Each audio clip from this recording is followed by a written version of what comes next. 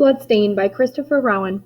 The boy with the gun was 14, and he was consciously walking pigeon-toed, like an Indian, as he picked his way along a corridor-like path through the willows. Carrying the shotgun at trail, he fixed his whole attention on the underbrush ahead. Back in the deep brush, away from the river and the footbridge, he began to walk more boldly. No one would know he had taken the gun. His parents were away for the afternoon, and he had met no one as he slipped out. Fred chuckled as a nesting jay flew before his face, then clattered angrily in a cottonwood. With elaborate care, the boy cocked both barrels, raised the gun, aimed, and pretended to snap the triggers. "If I was mad as you," he said, "you'd be a dead jay." His whole body was vibrant, drunken with the smells and sounds and sights his senses brought him. Wild roses and dogwood were in bloom, and every sunny spot was heavy with their scent. Beyond the willows, the spring hills, striped with the brighter green of aspen coulées, rolled up to a china sky. His ears were filled with the vanishing diminuendo of wood mice, and he raised his head to sniff as a puff of wind brought him the spicy tang of choke cherry blossoms. Around a bend in the path ahead stepped a white-haired man with a book under his arm. The boy stopped short, pressing the gun close to his body. He's hiding it. He's not supposed to have it. "Well," the man said, "big game hunter, eh?" "I, huntin' rabbits." Under his eyebrows, Fred studied the man. Mr. Haskell knew all about the gun. He could tell. No use to play that he didn't steal it for the afternoon. But Mr. Haskell was a swell guy. That means nice, kind. You can tell it's the 50s from that slang. Maybe he wouldn't tell on him. His eyes were twinkling now, and Fred started to grin. But the twinkle changed abruptly to something hard and severe, and the gun was picked out of the boy's hands. Dumbly, red with shame, Fred saw the old man uncock both hammers. "You ought to know better than that." "I do," the boy mumbled. "Forgot, I guess." "I tanned Jerry for that just once," said Mr. Haskell, and we know that means he hit him because that tanning is a process of turning animal skin into leather, which involves beating it repeatedly. "Maybe I ought to tan you for a lesson." The twinkle had returned, and he handed the gun back with a playful cuff on the ear. Fred grinned openly now. It was all right. Mr. Haskell was a swell fellow. So that's a repetition. He said that twice. I don't know. Make a conclusion of your own. Should he have taken the gun away from him rather than just put the safety on? "Folks know you got that blunderbuss out?" "No, sir." Mr. Haskell cuffed him again, tucked his book under his arm, and started on. "Just be careful. If I hear of you shooting anybody's cow, I will give you that tanning." "Yes, sir," Fred said. "Thanks, Mr. Haskell." Gratefully, he watched the old man disappear behind the screen of willows, and then he was back at his stalking, pigeon-toeing carefully in the half-crouch he had been told frontiersmen used. This time his gun wasn't cocked and the safety on. For an hour he slipped quietly through the willow brakes, up into the fringe of heavier timber at the edge of the Bench Hills, and back in a wide circle along the inside of the Horseshoe Bend. In all that time he had not started a single rabbit, and his vigilance had flagged, so that when a snowshoe broke and vanished under his very nose, he didn't even get the gun to his shoulder. With cautious haste he followed until he found himself facing a tangled thicket. On his left, the willows thinned, and Fred was circling through the clearing when something moved behind a clump of dogwood. Okay, so think he's been stalking some kind of prey, if you will, a rabbit, a minor trophy to get while he stole this gun from his parents' house while they were out and not paying attention. So if you were trying to do something for an hour and you finally saw something, you're going to act quickly, right? Let's see what happens. By careful creeping, he flanked the clump so that something white showed. Raising the gun with trembling hands, he aimed a long time and pressed the right-hand trigger. The recoil hit his shoulder like a club, and the white object disappeared. Breathless with excitement, he circled the flowering bush. His shout of triumph died to a sound, half scream, half whimper, that trailed out of his lips and left his mouth open. Behind the bush lay Mr. Haskell, one hand still clinging to the book, his white head splattered with red. A trickle of blood, shining like oil, started from the wound and dripped in a quickening patter on the ground. Stupidly the boy stared. A drop of blood glistening on a leaf, a ladybug crawling on the dead man's wrist. Every particular was seared into his brain, yet none of these things penetrated his consciousness. For minutes he stood still. The erratic wind rustled the pages of the book and released him from paralysis.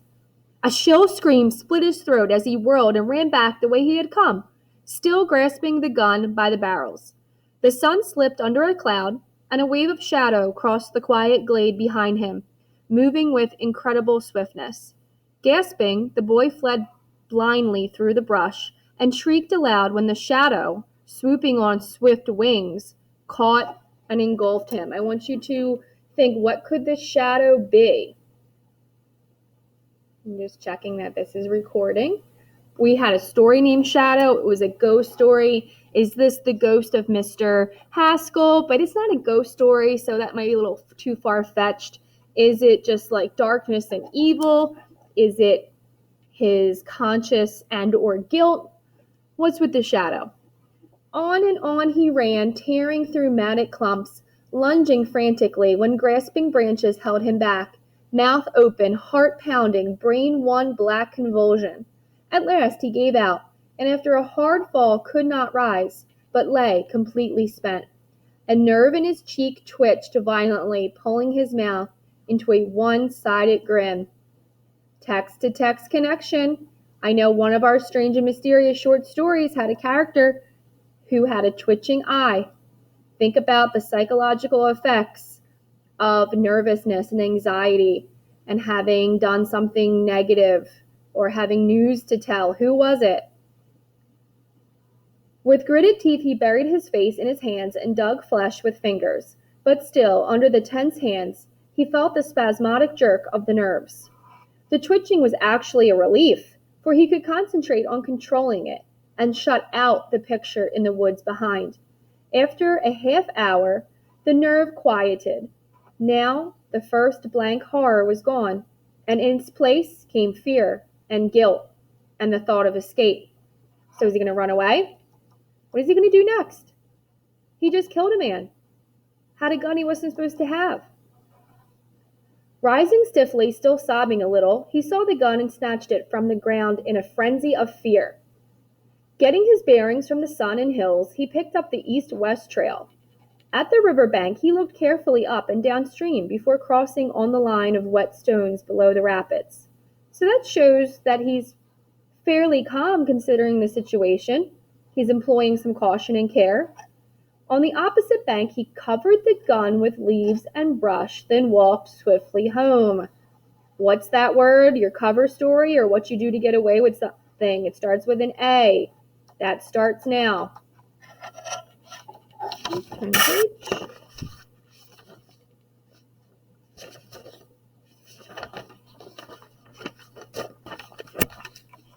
His parents were not yet home, and the big house was unnaturally still. The stairs creaked under his feet, and he walked on tiptoe. In his room, after he had carefully locked the door, he stood miserably, wondering why he had come home. Looking around, he saw the glass-top box that contained his prized collection of rocks and minerals, the stuffed pike on its board between the windows, that's a stuffed fish, the bookcase with its battered books, Treasure Island, Huckleberry Finn, Tom Sawyer, A History of the World War, the autobiography of Davy Crockett of Tennessee. They're all outdoorsmen, so he clearly leads an outdoor adventurous lifestyle. Dully, his eyes saw the title, saw the comfortable cluttered boy's room, but the charm was gone.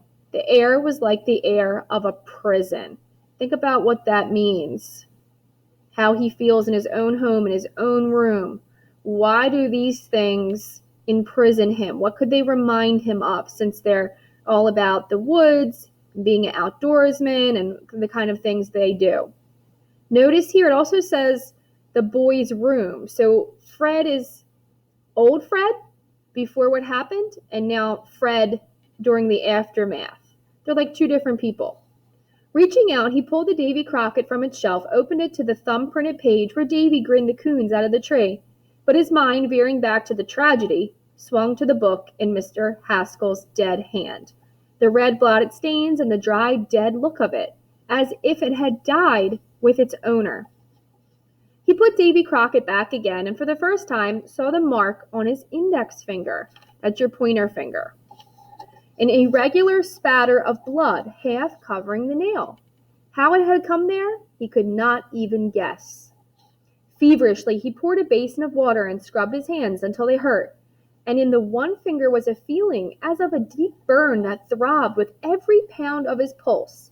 Even then, still stunned with the pain of what he had done, he realized that the stain of blood goes deeper than the skin. And I wrote Macbeth. We talked about Macbeth before we started reading today. This is called a literary allusion. It's not a biblical one this time. It's a reference to another author's work of literature. In this case, it's Macbeth by William Shakespeare. And we talked about how Lady Macbeth acted because she was so guilty over the killing of the king, so she could become king and her husband, or queen, and her husband could become king. And what she did. Before the mirror, he stared into his own eyes, wild and dark and swollen with crying. With the same keen, impersonal regard, he noticed that the hair of the boy in the glass was ruffled and untidy with twigs and bits of leaves in it, and that the eyes were red and inflamed. Automatically, he combed his hair, washed his face in cool water, and went to the window. Through the half-drawn curtains, he saw a group of boys playing baseball in the vacant lot next door. So again, Fred versus this new person who has done this horrible deed, even though it was an accident. Jerry Haskell was at bat. Now, we've heard that last name before, so this is important. Fred slipped down on his knees beside the window, hands clenched in the curtain's starched folds. Out of his misery, he fashioned an incoherent, fumbling prayer. Oh God, don't let Jerry find out. Don't make my best friend hate me. He just killed Jerry Haskell's father. Mr. Haskell is his best friend's father. Help me, God, I pray. Our Father, which art in heaven, hallowed be thy name. He loosed his hold on the curtain and bent his head to the hard sill. From the lot next door came the shouts of boys playing. All afternoon the boy lay face downward on the bed, the suffering growing keener as the numb shock wore off. Thoughts raced in agitated circles. Confession? Flight? Denial? Silence. These are his options. Come clean, confess, run away, deny it ever happened, don't say anything at all. And back again to bitter sorrow or sadness. For one shattered instant, suicide. Another option, but we know up here he prays. Somewhat religious. This is the worst thing you can do in many religions, if not all of them. Hung over him like a blackbird, but he chased the thing away, so he's not going to do that. But these are still up for grabs, so which one will he do? What could he do? If he ran away, they would catch him and bring him back. He could see them. Parents, friends, a ring of faces staring, shuddering, turning away. And if he stayed, said nothing, went about as usual, there might be a chance that he would not be suspected. He centered on that hope, seized it, let it go again as he thought of Jerry, how he would have to face him, act as if he knew nothing, sympathize. So he's thinking, if I never say anything, I'm going to have to face my best friend and act like I never knew anything about it, and I'm sorry for him, when we actually know that he did it. Fred got up and took a long drink, avoiding the mirror. His mind still whirled in a chaos of doubt and fear. His head dropped on the pillow and his clenched teeth met through the edge of the slip. "Coward, coward," he cried, "coward, over and over, you're afraid to tell." Late in the afternoon, when his parents returned, he sat up on the bed in sudden fright. The shotgun! Obsessed with grief, he had forgotten all about it. A splash of cool water to hide the tear stains, and he slipped downstairs. His mother was in the kitchen. Stealthily, he crossed the hall. The front door closed behind him. He was just going out the gate when Jerry came around the corner of the house. With no strength in his legs, his throat and tongue frozen rigid, Fred held tightly to the gatepost and waited. "Seen anything, Dad?" Fred's head swung sideways. "He ain't come back from his walk, and Mom's getting worried." Somehow, in 10 seconds, Fred fought his mind calm. "Think he might have got lost?" Jerry snorted. "He knows the woods like a book." Think about the meaning of that. The books in Fred's room haunted him because Mr. Haskell was holding a book when he shot him. He was just reading against a tree. "Let's go up by the dam and look for him. He probably got reading and forgot what time it was." The terror was upon Fred again. Not go with Jerry? Hunting? He hung on the gate. "Got to go get the cows." "Oh, come on. The cows will come home alone." Fred hesitated, thinking of the pile of brush and leaves under which the gun was hidden, of the empty pegs in the cellar way where it should hang. "Well," he stopped. "Wait a minute." Running up the front steps, he opened the door and shouted to his mother. "Ma!" "Yes?" "I won't be home for supper. I'm going out with Jerry to look for Mr. Haskell. They think he's lost. Be back as quickly as I can." He slammed the door and rejoined Jerry. He saw Jerry looking at him queerly. "What's the matter with you? You look like you've been bawling." "I know. Something's the matter with my eyes. Been sore all day. Maybe I'm getting pink eye." What literary term is that? We know this is first and foremost a lie, but we know the real reason. He's upset that he killed somebody. So that is, what's it called? Raise your hands. The lie had come smoothly. All paroxysms of grief had disappeared magically there at the gate, where his problem had been taken out of his hands. The death of Mr. Haskell now was a furtive secret, something to hide, not something to agonize about. His concern now was all for himself. So I think we have text-to-text connection here, like the Lane lady, Mary from Lamb to the Slaughter. He is never going to tell. He makes a commitment here. It's only about himself. Selfish concern. Up along the river cliffs, Jerry raised echoes with his shrill call. Fred tried to shout too, but his throat was tight, and he gave up after a few halloos. In an hour, they had turned back through the flattening shadows. At the Haskell gate, Fred waited while Jerry went in to see if his father had returned. Waited miserably, fearful of the gathering dark, haunted by the thought of the missing shotgun. In a few minutes, Jerry came back and without a word started off toward town. Fred followed. At the frame building that served as city hall and jail, Jerry told his story to the constable, who asked a few questions, put on his hat, and led the way to the hotel.